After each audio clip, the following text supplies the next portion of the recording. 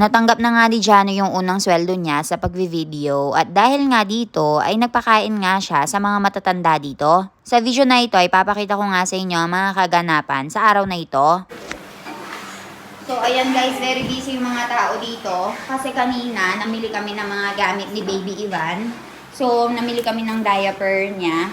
Tapos yung mga masala dito, si Sonal Masi naman is nag-ano na siya, nilalagay na niya sa mga ganito. Nagre-refill na siya. Andito si Trusa Masi, currently making syrup. Busy-busy nga yung mga tao dito guys at meron nga silang kanya-kanyang ginagawa. Nandirito nga ngayon si Trusa Masi para magluto nga nitong siro na siyang ibibigay nga namin doon sa bahay ng mga matatanda. Hinihintay nga lang namin matapos ito. Pagkatapos ay pupunta na nga kami doon sa may bahay nila at dito nga ay magbibigay kami ng dinner nila at nag-order na nga din kami ng paw bhaji at pulaw. And Yeah. Thank you all. It's all because of you. and now Jano, because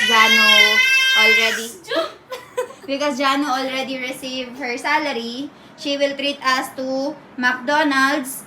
And Who said that? And she, right, Milan? Yes.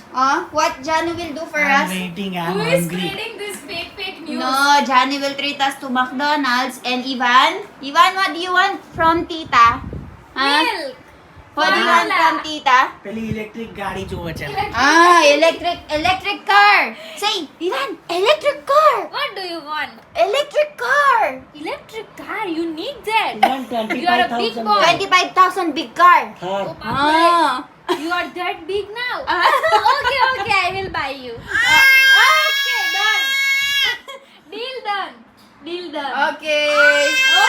Okay. Deal da. Deal Okay. done. Video recorded. Okay. Hindi nga rin nagtagal guys ay natapos na nga itong ginawa ni Trusa Masi kaya naman ay binalot na rin namin. Pumunta na nga rin kami dito sa may bilihan ng paw bhaji at nag-order na nga din kami para agad nga naming ma-deliver doon ng mainit-init pa. Noong isang araw nga din guys ay nagtanong na nga kami doon at sabi nila ay gustong-gusto nga daw ng mga lolo at lola ang paw bhaji at itong rice na tinatawag na pulaw kaya naman ito rin yung in-order namin. Niluto na nga nila ito at dineliver na nga namin. What can you say about your sister doing all of this good deed for her first salary? I think she is doing it good, but she should treat us also. Let's see if she will treat us. Tarik pulaw na. Jo, she is treating me already. You want pulaw, right? Oh, she said, here's Vidi. Hi, Vidi. Taste this. What is it? Pulaw and paw bhaji. For me, pinatikim na nga nila sa amin kung okay na ba yung lasa. Dahil nga medyo matatanda nga yung papakainin natin, ay minimake sure nga natin na hindi masyadong maanghang at hindi rin masyadong marami yung spices. Nung okay na nga yung timpla, ay na-prove na nga namin. Pagkatapos, ay binalot na nila.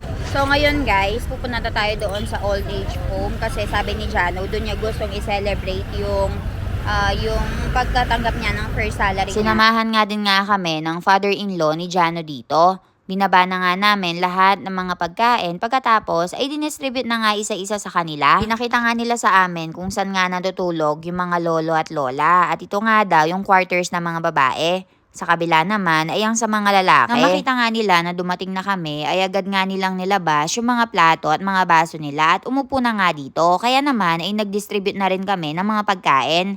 3 putahe nga yung bibigay namin sa kanila. At bumili nga din kami ng chas o buttermilk. Dahil nga sa sobrang init dito sa India ay naubos nga nila. Kayo ba guys, ano yung ginawa nyo noong nagsweldo nga kayo ng unang beses? Binigay nyo ba ito sa mga magulang nyo o tinulong nyo sa iba?